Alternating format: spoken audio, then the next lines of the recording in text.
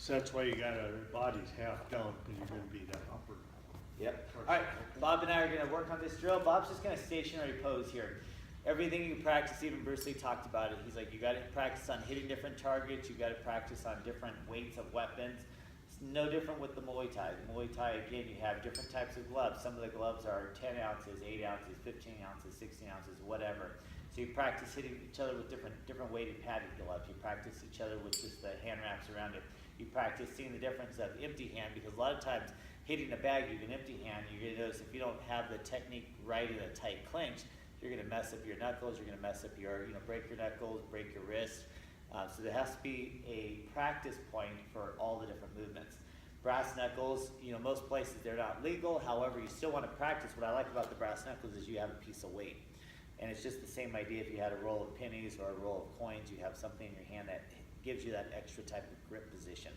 So again, we're just gonna practice nice and easy movement, but you could be hitting the target, different targets like the bags or hitting the air or whatever, but again, getting your body used to that extra weight in your hand is gonna make a difference, impactful for the person receiving it. So I go back to my basics. I'm gonna see what my reach is and what my extension is with the jab. I'm gonna practice what the extension is and what the reach is with that cross. Plus, it's a good visual for your opponent, because as Bob's feeling it, he's thinking, man, that's just barely touching him.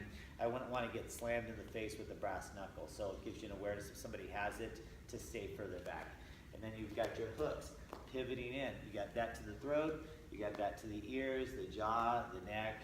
You can even use the backside, even going in a spinning back fist to the eyes. So I could be doing the jab setup, coming in here, and that can hit the temple, it can hit the eyes, it can hit the nose, it can hit the jaw, hit the ears, hit the temple, hit the face. Then I switch sides. I'm gonna do one more time, I'm gonna do the uppercut. So I pivot and I go up here, up to the throat. It's a nice difference too, because when you have the pad, a lot of times with the chin even a little bit down, the chin will stop it with the padded glove. Versus if you have just your hands or brass knuckles, it's gonna go a little bit further than it would in smaller areas. Then I have the opposite side. Again, I go here and I just do the jab motion. I switch leads, I do the cross motion. Then I come a little tighter in and I pivot and I see what my angles of attack are and what the different target forms are for my hooks, up in the eyes. And then I have the spin, I set up with the jab maybe, do a spinning side fist, or an uppercut or spinning with the palm up position. And then we got the uppercut positions like we did on the other side.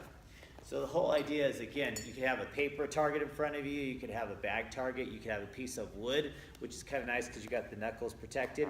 So we've got our jab, switch leads, we've got our cross, we have our uppercuts, we have our hooks, we have our spinning side fist, and then the same thing on the other side. You have your jab, your cross, your spin side, your uppercut, any variation. It could be street fight, you could be doing a downward hammering fist.